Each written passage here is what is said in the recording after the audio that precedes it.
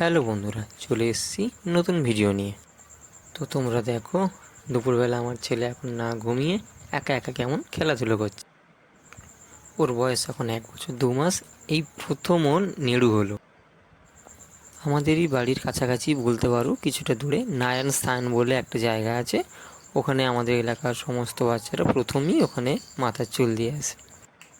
কিন্তু একটা খারাপ ব্যাপার হলো, ও নেড়ু হতে গিয়ে যে নাপিত ওখানে করেছিল, ওর দেখতে পাচ্ছ তোমরা হয়তো মাথার সামনে ওই কাজলের কাছে ছোট্ট একটা দাগ ওরা কেটে ফেলেছে।